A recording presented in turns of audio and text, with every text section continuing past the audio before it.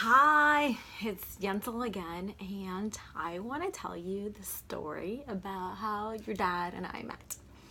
And we actually met last year, 2016, July 2016, and it's a really interesting and funny story. I went on this app. I don't know if they'll have apps by the time you see this, but it's kind of like on the internet. You download an application and you get on it, and it's called Bumble, and it's a dating app. And there's another one called Tinder, but it's known for more like casual relationships, meaning nothing serious. And I was on an age, I was 32 when I met him, that like I didn't want to waste my time.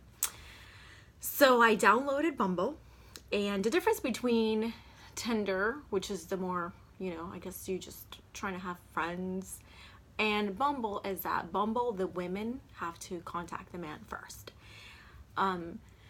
So I downloaded the app, and you have to swipe right if you like the person, or left if you don't like their picture and you don't want to talk to them. Well, Justin had interesting pictures, let's just say, on his profile that didn't really make him justice. Let's just put it that way. And some of them were hilarious. Like, he had this picture of him going to a soccer game, Orlando City soccer game, and he's wearing this ridiculous purple wig, and it was just like I was just like, who is this guy? So I was very conflicted on whether or not I wanted to meet him or not, because I'm like, this guy's kind of like a prankster. Like, I don't know, he looked kind of short in his pictures. He looked a little weird. I don't know. And there was another side of me that was like, well, you love soccer. He loves soccer. You guys can go to games together. We can be friends. It's not like you're looking for a husband, right? You're not looking for anything serious. And I wasn't. So, I swiped right, obviously, because we ended up meeting, but there were like weeks and weeks, maybe even months, where I just messaged him, hey, what's up? That's pretty much it, like, hello. And he would message me back, like, hey, how are you? Tell me about yourself and all this stuff. And if you're a girl on those dating apps, they're a little overwhelming. You get so many messages, I think, if you're just like a woman. And I just took a long time to reply to anything he sent me. And finally, he was so persistent. He wasn't mean. You can usually see people's true colors after, you just ignore them for a little bit. And I didn't want anybody crazy.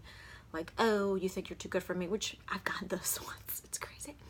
So he was pretty normal, pretty understanding, like super chill, did not pressure me at all. That wasn't like, oh, I'm looking for like this and that. It was just like, oh, whatever. So I'm like, okay, this guy seems like a decent human being. He is not insulting me because he hasn't insulted me because I haven't replied. He's very patient. He's kind.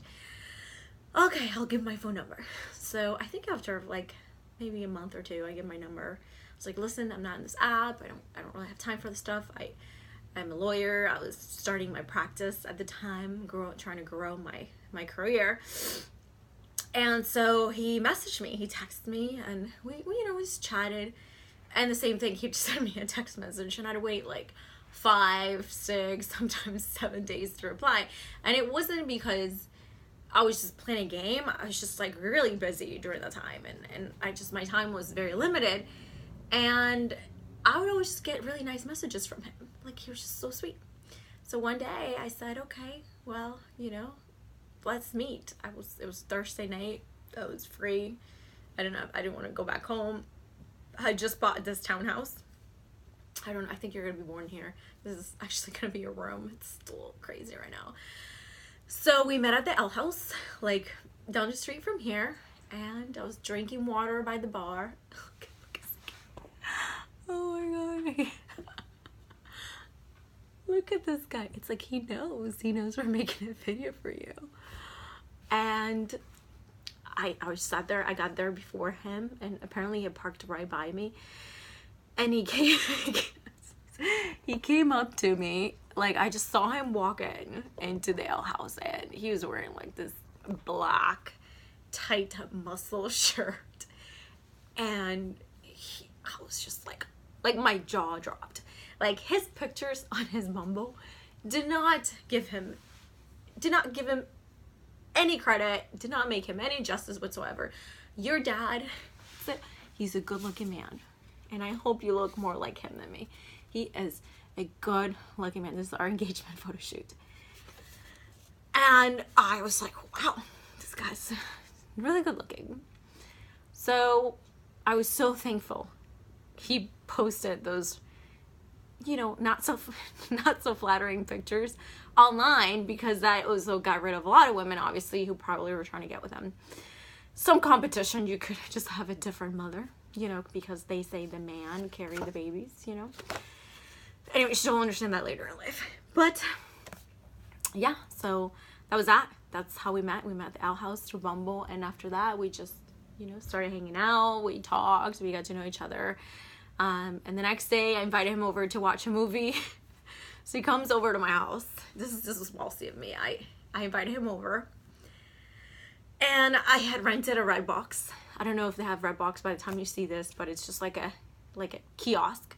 That there's an app for that too. There's apps for everything, and you look at movies and you can rent it and kind of just through your phone and pay for it through your phone. So then you have to go and pick it up at the kiosk.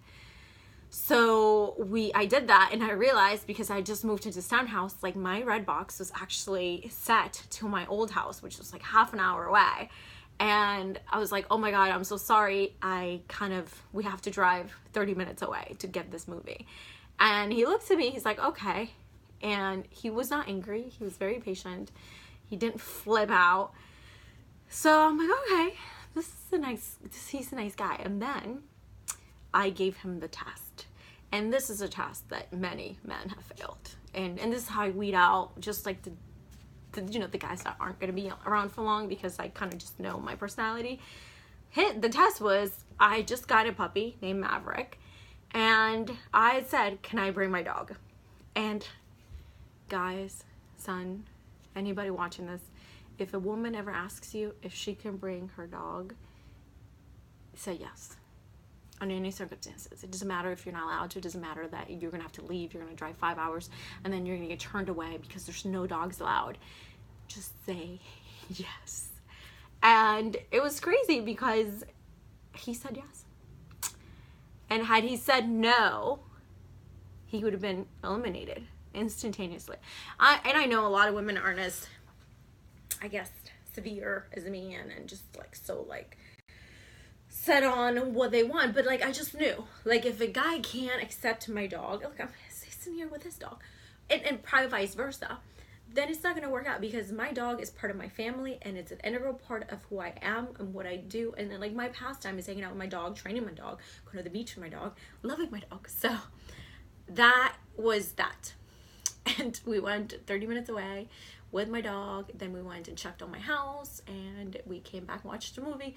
And after the movie is done, I asked him to leave. I said, thank you for coming. I'll see you later.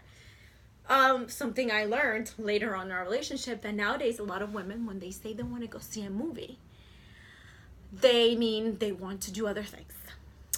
Bad things, not, for like, if you're just meeting. And I have something to say about that. Always watch a movie in the living room. You're not allowed to watch it in your room with the door closed. That's not going to happen under my house. It's not going to happen. And for the girls out there, control yourselves. Like, what is this? If we are asking a guy to come over to see a movie, we want to see a movie. Don't make it into something else. You're not going to the movies. Like, this is not, no. Just have some self-control. Control your hormones, control your urges, and if you do that, God and time will reward you with a beautiful relationship. I was rewarded with a beautiful man who is now my husband and the father of my first child. So all I have to say is that have faith, control yourself, and don't judge a book by its cover. Pictures are, you see so many pictures of women, they look amazing. You meet them in real life and they're like, so just don't be judgmental. Don't use filters. Don't deceive people. Sometimes it's better to look it's better to look worse in your picture, and then someone will be pleasantly surprised like I was. So that's the story of how we met.